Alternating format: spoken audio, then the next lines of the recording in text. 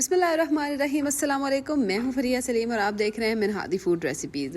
Mutton और beef की जब आप मसालेदार रेसिपीज़ ट्राई करते हैं तो एक दो दिन के बाद ऐसा होने लग जाता है कि आपका दिल भी नहीं करता कि आपके सामने कोई गोश्त का नाम भी ले कि हमने आज मीट बनाना है। लेकिन आज मैं आपके साथ इतनी मज़ेदार हल्की फुल्की बिल्कुल लाइट सी रेसिपी शेयर करनी है जो आप खाते जाएंगे लेकिन आपको फील भी नहीं होगा कि आपने इतना ज़्यादा खा लिया। और फ्लेवर्स तो इतने मज़े के कि क्या ही बात है। अभी आप ट्राई करेंगे ना तो आपको पता चलेगा। हम बना रहे हैं आज नमकीन गोश्त, जिसमें जो है ना वो मसाले ना होने के बराबर है। इसमें मैंने इस तरह से हैंडफुल लहसन की कलियां डाली हैं। 2 गार्लिक बल्ब थे जिनको मैंने पूरे को छीला, मीडियम साइज़ के थे, और ये इस तरह से मैंने डाल दिया। आपको क्वांटिटी का अंदाज़ा हो जाएगा।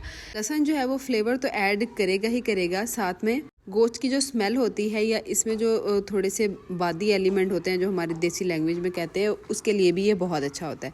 ठीक है, और इसमें मैंने यहाँ पर 3 मीडियम साइज़ के अनियन जो है वो रफली चॉप करके डाल दिए हैं। स्लाइस किए थे बेसिकली मैंने रफली, और 1.5 चम्मच मैंने डाला है इसमें नमक का।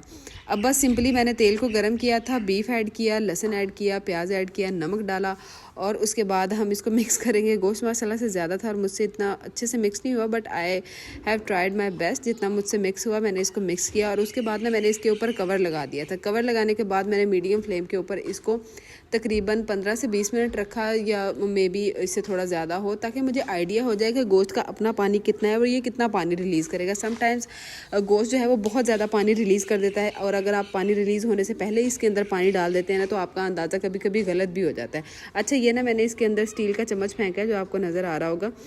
ये मैंने जो है ना वो इसलिए फेंका है क्योंकि कहीं पे मैंने हैक पढ़ा था कि अगर आप प्रेशर कुकर में बीफ वगैरह नहीं बना रहे हो और आप पतीले में बना रहे हो और आप चाहते हैं कि गोश्त जो है वो जल्दी गल जाए, तो आप ना स्टील का चम्मच इसके अंदर फेंक दें और इसको पकने दें साथ ही, तो गोश्त जो है वो जल्दी गल जाएगा।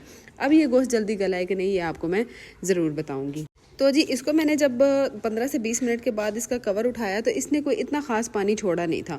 तो मैंने इसमें तकरीबन जो है ना वो 4 से 5 कप पानी के डाले थे, जो 200 ml वाले होते हैं। आप समझ लें कि मैंने 1 लीटर इसमें पानी डाला था, क्योंकि बीफ ने पानी बिल्कुल भी रिलीज़ नहीं किया था।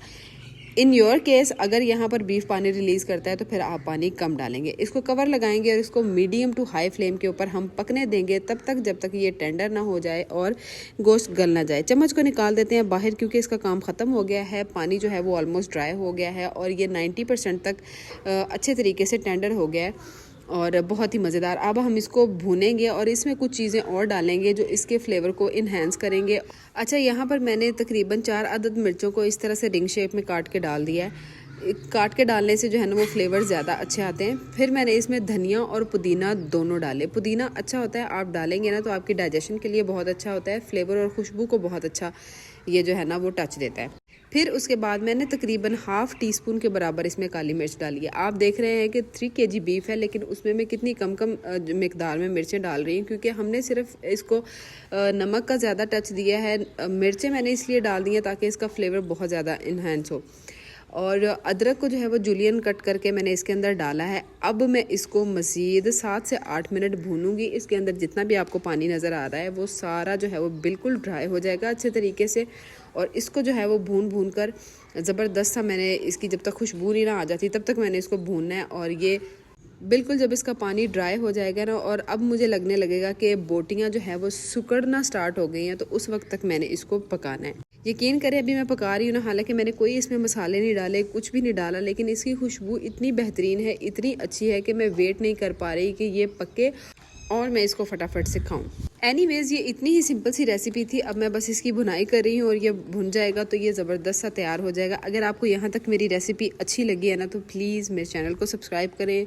Do support me, like my video, share to your family. सब ये रेसिपी ट्राई करेंगे ना तो वो आपको थैंक यू कहेंगे क्योंकि आपने उनके साथ ये रेसिपी शेयर की है। और आप मुझे कॉमेंट बॉक्स में ज़रूर बताइएगा कि ये रेसिपी आपने ट्राई की तो आपको कैसी लगी। फाइनली ये देखें आप, ये बिल्कुल ड्राई हो गया और मैंने निकाल के इसको डिश आउट कर लिया है। और गार्निशिंग के लिए मैंने अदरक इसके ऊपर डाल दिया, थोड़ी सी कटी हुई हरी मिर्चें डालेंगे, थोड़ा सा इस पर धनिया डालेंगे और ये मज़ेदार सी गार्निशिंग हो गई है। इस बात का दिल में आपने वहम नहीं रखना कि इसमें डाला ही क्या है जो इसके अंदर टेस्ट होगा, ऐसा बिल्कुल भी नहीं है।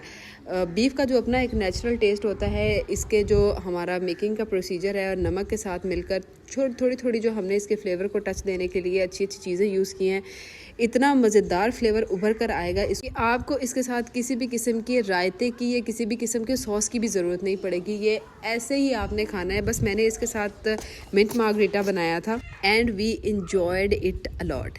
Till the next video, Allah Hafiz.